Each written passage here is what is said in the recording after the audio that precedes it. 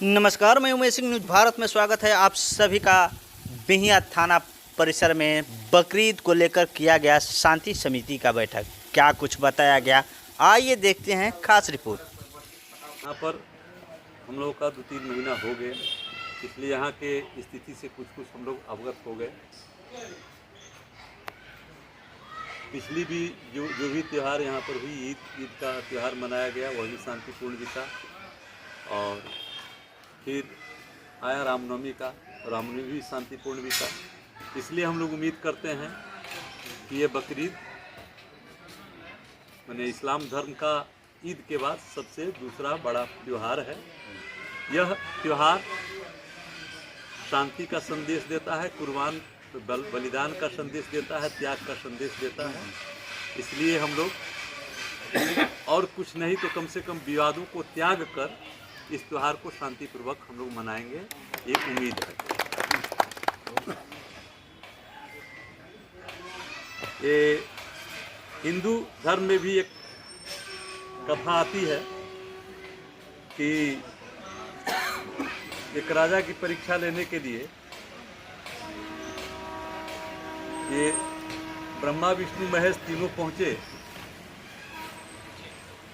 और कहे कि अपने बेटा सत्यव्रत की है ना, पहले बोले कि हम आपके यहाँ भोजन करेंगे। बोले ठीक है, भोजन बनेगा। तो भोजन बन गया तो बोलता है कि भोजन तो बन गया, लेकिन हम लोग के साथ जो बाघ पर आया है वो बघवा क्या खाएगा। तो बोले कि क्या खिलाए। तो बोले कि अपने बेटा को काट कर वही आरा से चीर कर उसका मांस का टुकड़ा बना के उस बाघ को दीजिए, तब खाएगा, है ना। और काटने वक्त जो है आपकी आंख से आंसू नहीं निकलना चाहिए। बाद में लोगों ने इस पर गाना भी बनाया और उस गाने का अर्थ बताया कि आरा हिले, बलिया हिले, छपरा हिले ला, जब लचके मोर कमरिया सारा दुनिया हिले ला, है ना। तो जब सत्यव्रत के ऊपर माता पिता के द्वारा आरा चलाया जा रहा था तो आरा तो हिल ही रहा था। कान की जो बाली थी उनकी, वो कान की बाली भी हिल रही थी। और जब आरा खींचा जाता है तो कमर भी हिलता है।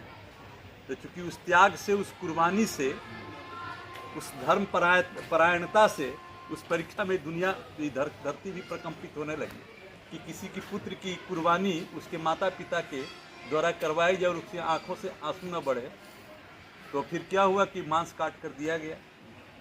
केला वो लोग बोलता है कि जब तक आपका पुत्र नहीं आएगा तब तक हम लोग भोजन ग्रहण नहीं करेंगे। हुआ कि पुत्र को तो मरवा के बाघ को खिला दिए, फिर पुत्र कहाँ से आएगा। क्योंकि नहीं बुलाइए उसको, आएगा। तो बेटा सत्यव्रत, तो बेटा सत्यव्रत आ गए, मोरध्वज के पुत्र थे। तो बेटा सत्यव्रत आ गए, साथ में बैठकर खाना खाए। वैसा ही कहानी इस्लाम धर्म का है कि हजरत इब्राहिम साहब को उपदेश देने के लिए अल्लाह के तरफ से भेजा गया था कि आप बढ़िया उपदेश दीजिए, लोगों में कल्याण हो, अच्छा रास्ता पर चले। तो सब कुछ इनका ठीक ठाक चल रहा था। तो बोला कि मेरा भक्त तो है लेकिन इसकी परीक्षा भी होनी चाहिए। तो है कि तुमको अपनी बेटी की सबसे जो प्रिय पुत्र है तुम्हारा, तो उसकी कुर्बानी देनी होगी। तो हजरत इस्माइल साहब की कुर्बानी के लिए ले गए। तो है कि रोना धोना नहीं है, जब दे रहे हो कुर्बानी तो बढ़िया से दो।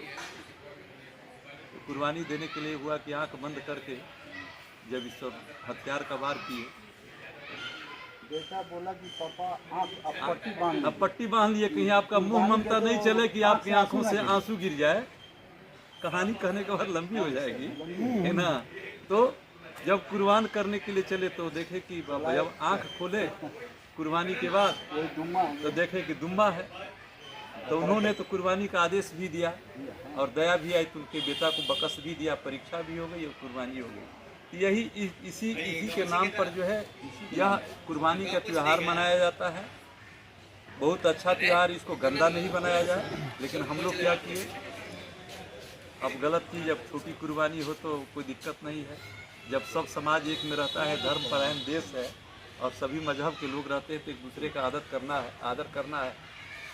जहाँ पर परहेज करने की ज़रूरत है परहेज करना है, बड़ी कुर्बानी नहीं करना है। सभी अर्थ पर्दे में समझने की ज़रूरत है कि बड़ी कुर्बानी से ही विवाद का उत्पन्न होता है और उसका मांस का जब हेर फेर होता है तो इधर से उधर जब होने लगता है तो उसमें बड़ा मांस देख के लोग आक्रोशित हो जाता है। दूसरी बात है कि हिंदू समाज के तरफ से भी सब्र करने की ज़रूरत है, अफवाहों पर नहीं चलना है। कभी कभी क्या होता है कि इन्होंने बताया कि जब कुर्बानी समिति की बैठक रखी गई थी बकरीद के उपलक्ष्य में, क्या गाइडलाइन जारी किया गया है? आज शांति समिति बिहिया क्षेत्र के जितने भी लोग थे, गणमान्य व्यक्ति, शांति समिति समस्त सदस्यों के बीच बैठक की गई और इसमें निर्णय लिया गया कि हर साल की भांति इस साल भी बकरीद का त्यौहार शांतिपूर्ण ढंग से आपसी भाईचारे के बीच मनाई जाएगी। और अभी वैसा कोई गाइडलाइन नहीं है, क्योंकि इसमें डीजे वगैरह नहीं बजता है, केवल नमाज होती है। तो नमाज के समय में लोग नमाज अदा करेंगे और कुर्बानी के समय में अपना कुर्बानी करेंगे, कोई दिक्कत नहीं है। बिहिया थाना क्षेत्र में सर कितनी जगह ये परंपरा चलती है? ये 6 जगह के बारे में बताए लोग और हर जगह पुलिस पदाधिकारी और पुलिस बल की प्रतिनियुक्ति की गई है और थाना स्तर से मेरे स्तर से भी गश्ती जारी रहेगा, कहीं कोई दिक्कत नहीं है। ग्रामीण क्षेत्र से लोग आए हुए थे, जनप्रतिनिधि आए हुए थे, क्या कुछ अवगत कराएं आपको? सभी के द्वारा बताया गया कहीं पर कोई दिक्कत नहीं है, जहाँ पर दिक्कत होगी सूचना देंगे, हम लोग पहुँचेंगे। वैसे हमारी गश्ती दल बिल्कुल 24 आवर गश्त लगाएगी, कहीं कोई दिक्कत नहीं। समिति की बैठक हुई जिसमें आपके समुदाय और हिंदू समुदाय के भी लोग आए, क्या क्या गाइडलाइन दिया गया पुलिस प्रशासन द्वारा?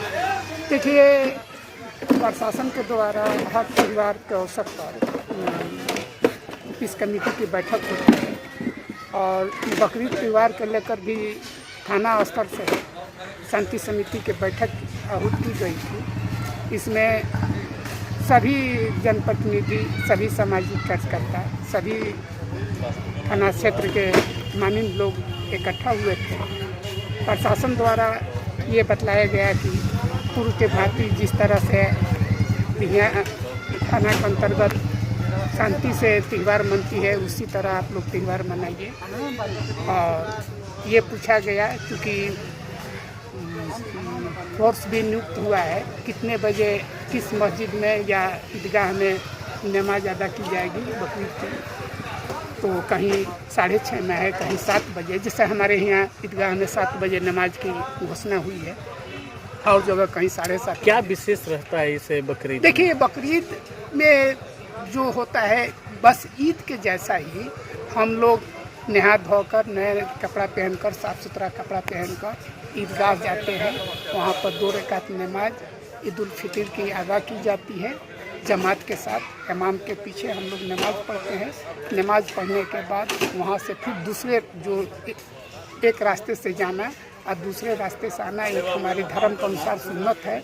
दूसरे रास्ते से आते हैं और अपने अपने मज़ार पर जो कब्रिस्तान है, कब्रिस्तान पर जाकर हम लोग, जो हमारे बुजुर्ग हमसे गुजर गए हैं, मेरे बाप दादा माँ या ख़ानदान के लोग या उस तरह के लोग, उनके लिए ईश्वर से प्रार्थना करते हैं हम लोग कि उनकी अगर कोई गुस्ताखी हो तो उनको। सबसे बड़ी बात है ये आपकी जो बकरीद है, कुर्बानी का एक महत्व माना जाता है, जिसको लेकर के जो बकरी की कुर्बानी होती है, दिन पर दिन उसको देखते आम जो गरीब लोग हैं उससे वंचित होते जा रहे हैं। इसका ब्लैक मनी बढ़ते जा रहा है, काफ़ी ब्लैक में बकरी की खरीद बिक्री की जा रही है। नहीं, ऐसी बात नहीं है। हाँ, कीमत तो बढ़ रहा है, चूँकि अब हमारे यहाँ देख लीजिए, गरीब आदमी भी जिसकी ये इच्छा होती है कि हम कुर्बानी करेंगे, तो वो लोग बचपन से ही चूँकि 1 साल का खस्सी का उम्र होना शर्त है, 1 साल के नीचे का कुर्बानी नहीं होगा, तो लोग बचपन से ही बच्चा को लेकर पालते हैं लोग और कुर्बानी करते हैं। जो उस तरह के हैं, जो पैसा वाले हैं, वो लोग अपने पैसा को कुर्बानी देते हैं। मतलब कि 20,000, 25,000, 30,000, 50,000, 10,000, 15,000 का खस्सी 2 दिन, 4 दिन, 5 दिन पहले खरीदते हैं और उसका लोग कुर्बानी देते हैं। क्या कुर्बानी देना जरूरी है? नहीं, देखिए, ये परंपरा नहीं मान लीजिए, ये हमारे एक सुन्नत है। हमारे धर्म में कुर्बानी देना एक सुन्नत है और ये हमारा कुरान में भी है कुर्बानी देना। और ये बहुत, जब से इस्लाम धर्म चालू हुआ उस टाइम से कुर्बानी की रिवाज है। क्या संदेश देना चाहेंगे इस पर्व को लेकर के?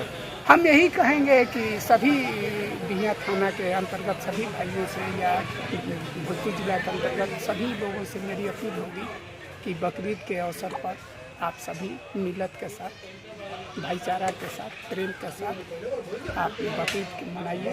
हम सभी को बकरीद खुशी मनाना है और एक दूसरे को बधाई देना। ठीक, पूरा परिचय। मेरा नाम जुबैर खान, पूर्व मुखिया ग्राम पंचायत चक्का।